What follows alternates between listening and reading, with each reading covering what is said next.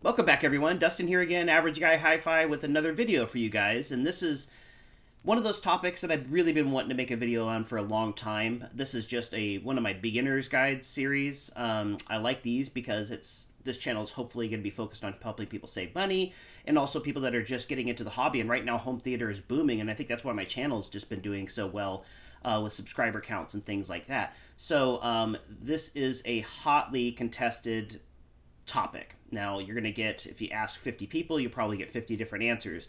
But I wanted to talk about speaker cables here and kind of how to choose the different types, how to choose the right one, what I ended up choosing for my own system after 20 years of buying speaker cables. So that was kind of the whole goal of this video, is just to help you guys out, because the information, if you go on the forums, you'll hear people saying, nope, you need $200 speaker cables. Nope, you can get away with lamp cords. There's tons of different opinions on the matter, and actually it gets pretty heated.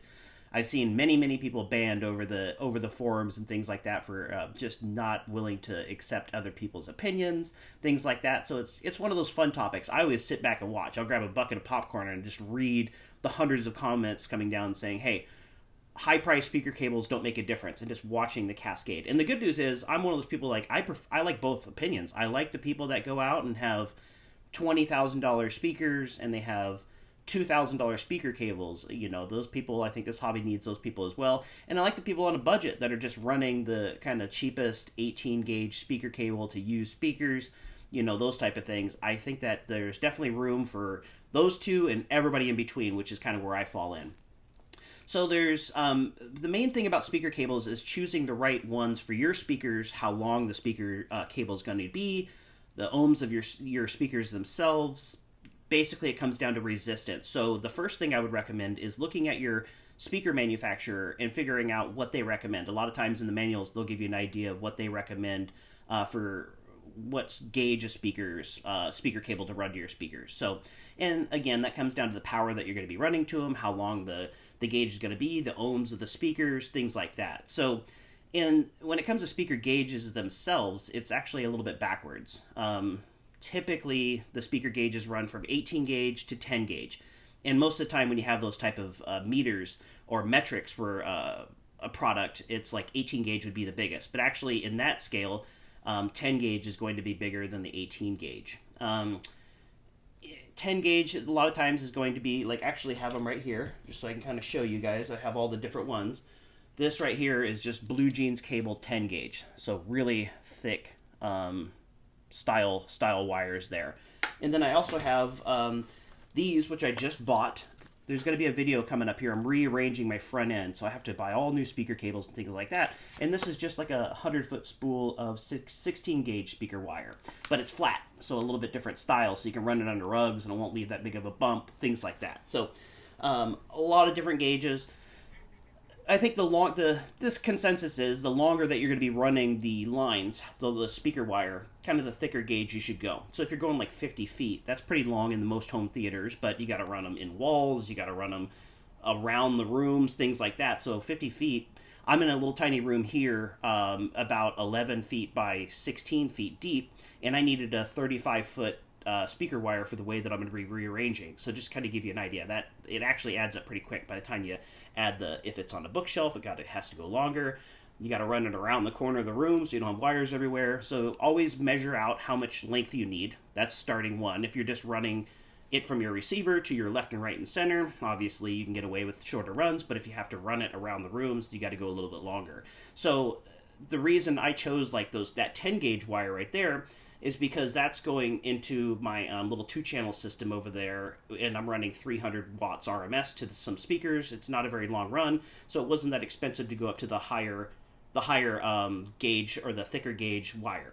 And it's all about resistance. I like the garden hose analogy. You know, like, kind of the thicker the hose is, more water is going to come out of the hose, and if it's a smaller hose, it's going to be a little bit quicker, but there's more pressure. So resistance is really the key. And again, read your manual. That's always what I recommend, just to make sure you're getting the right style. So the normal home theater gauges are 18. That's kind of the smallest that I would really recommend. 16, which I have right there in that spool, that's going to be powering or running to these KEF 301s and 101s for my surround sound speakers.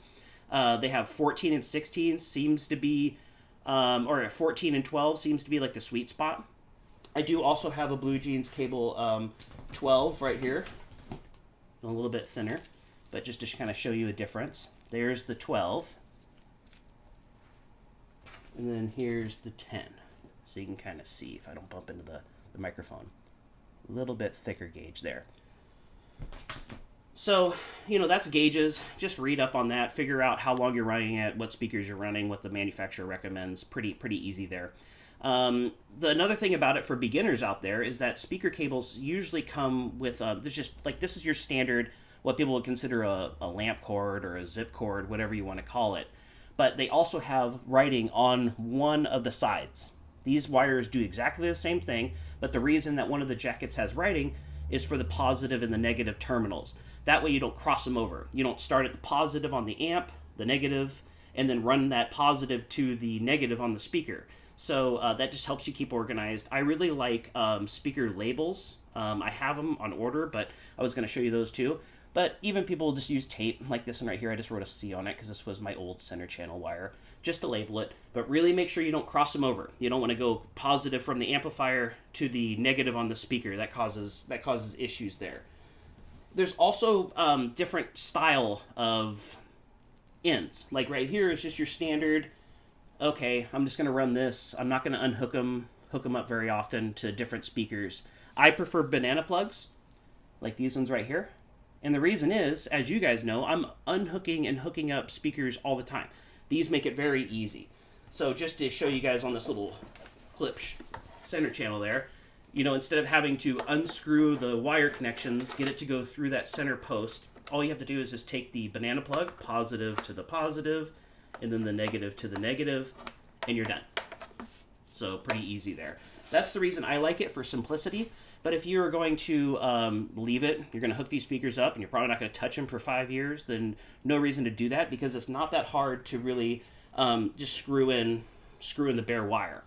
Another option to kind of help you guys save money is that you could do something like this. Get a nice quality 99% copper. I always, get the highest grade copper that you can, no matter what. They have aluminum clad speaker wires that are much cheaper. But I always like just the 99-cent pure copper wire. It just seems to be a better material for the speaker wire. But then you can get yourself little banana plugs yourself, and then they're pretty easy to kind of get them to go on there. You just kind of spread out the aluminum or the wires there, get it so it's kind of in that. And then the thing about these little banana plugs, this is just a monster, but you can get them from Monoprice, places like that. You take it, you thread it through the hole. Try not to bump the microphone here. You push the copper right up and through the hole there. Should go nice and easy. Of course, it's on camera here. And then you just bend the copper over the edge. And then you take the top part of the banana connector and you just screw it on. And that snugs everything down there, so you got a little bit better connection. Personally, if my opinion only, but I prefer it if you're not going to be hooking and unhooking. I don't like too many things in the way of the signal. And banana plug is just adding one more thing in the way of the signal. So if it was me and I wasn't going to do it very often, I'd probably just run the copper wire and just clamp down, screw it down on the back of the speaker terminals. So that's kind of your standard. And they even make like sleeves so you can make them look a little bit nicer. But again, that's just kind of dressing it up. And when it comes down to how much budget, that's obviously a big reason for this channel. Is there's a couple really brands that I really like that are high quality, but they're not crazy expensive. There's brands like Kimber, there's AudioQuest. Those can actually get pretty expensive. They're really nice wires, depending on which one you choose, but they can get really, really expensive. I've seen people have more expensive speaker wires running to their speakers, it's like having more expensive tires on your car than your car is worth. So one of the runs I've really been a big fan of right here, these are Media Bridge. And as you can see, they're just really nice quality.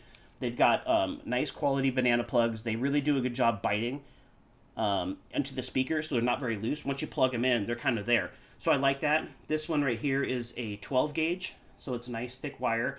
And they have like the little rubber connectors on there as well too. So just a nice quality wire. They make them in a bunch of different lengths. Pretty inexpensive. More expensive than just running standard speaker cable, but still not nearly $200 or $400 a speaker wire like some of them can get. Now, Blue Jeans Cable is a local brand to me. I should have reached out to them to see if they would have given me like a discount or something like that, just considering I'm a local guy to the Seattle area. They're located in Seattle. But truth be told, I just spent, trying to think here, I bought a 35-foot cable, 12 gauge. I bought a 30-foot cable, 12 gauge. So that's my left speaker, my center speaker, and then my right speaker. So my LCRs. And then I bought a 20-foot 12 gauge speaker wire. And I think it was like $250 for those 3 terminated wires. So, but I also have pretty expensive speakers at this point. You know, these KEF R3s are, you know, on the sale price, they're around $800 a speaker. So I was willing to go a little bit higher on it just because I'll probably keep these things forever. But really what I wanted to show you is what they have. You keep seeing like locking banana plugs. So what they actually are, so I could show you how they work. See, it has those 2 little posts on the end. And what you do is you screw this down once you get it into the speaker, and it spreads out the end of the banana plug. And what that does, it locks that banana plug into place. Another reason I kind of went with Blue Jeans cable, not that they're local here, but they also do the ultrasonic, what they call ultrasonic welding. And that is another way just to make sure that that speaker wire, it's really hard to get this angle here, make sure that speaker wire is just really in there. So it's crimped in there as well, plus it's ultrasonic welded into place, so it's got a really nice pull on it. You don't have to worry about kind of yanking it out when you're messing with them. You always want to grab them by the thick end. I'm sure you guys know that too. But so check out Blue Jeans cable. I'm running them in there in that 2-channel, and then I'm running them for my LCR out here in the theater area. Theater, it's my living room. And then I'm using these Monoprice for the surround left, surround right, surround back left, surround back right. So kind of a little bit of a hodgepodge, but ultimately it's all good quality. It's all 99% copper. That's the kind of my bare minimum there. I'd rather go a little bit smaller gauge than have a thicker gauge with aluminum cladding. Another idea for you guys too while you're out there, these little sheets of stickies are like, I don't know, $1. But especially if you're running wires, you can't really see where they're going and everything. You can always just, it's kind of like writing the C like I did for the center channel speaker, but you can put these where on the receiver itself, put them on the wires, and then it makes it real easy, especially if you're crawling behind your equipment, things like that. It makes it difficult. You got a flashlight, trying to figure out what wire went to what, everything's kind of coming together at once. So if you color code it, it gives you just a little bit of an easier way to do it, especially if you're climbing in behind something. So that's it. This is a basic rundown. Now, there's Gene over at Audioholics that I love his speaker cable videos, and he's got quite a few of them. He goes into the technical details, kind of what you get the higher you go. Some of it's snake oil, things like that. I'm kind of middle of the road. I don't mind, obviously, spending some money on speaker cables, but it should be somewhat of like a percentage. You don't want to have, like, I kind of like the 5%, you know? That seems to be about the sweet spot for me, at least. I don't want to put cheap cables out here because I'm the type of person that really is just, I bought nice stuff over this time, so I just want to have decent speaker cables. I don't know if I'd ever hear a difference between these $85 Blue Jeans cables to $400 AudioQuest cables. I've had them. They've come part of speaker packages that I picked up used. I thought they looked great. They're beautiful looking, but I never noticed a difference going between like a nice high quality cable and one of those. But again, that's the debate. That's where people really argue with each other online. So that's it. Basic rundown, beginner's guide. Kind of gives you some pointers of what I've had to do over the years, what I've learned.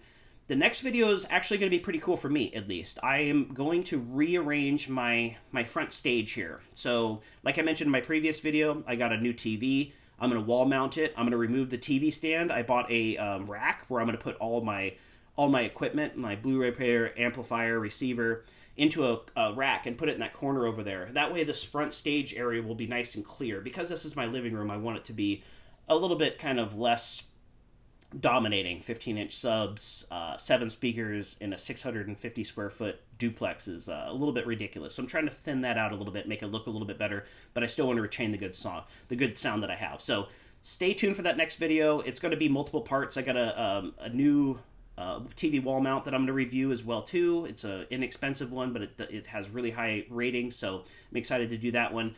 A bunch of videos. That sitting over there is a Rel Predator 1508. As you guys know, I had 2 of them. It was so overkill that I ended up selling one off, but now that I'm redoing the front, I want it to look symmetrical, so I got another one. Got another good deal over there, so I'll talk about that a little bit later. But again, this is the kind of the vibe of this channel. It's not super high I don't know, editing content and things like that. I'm basically doing this all on my phone. I'm in my little living room, but I've also have a lot of experience with speakers and cables and receivers over the last 20 years. So if you like this type of stuff, subscribe to the channel. My name's Dustin, and the name of the channel is Average Guy Hi-Fi. Thank you guys again.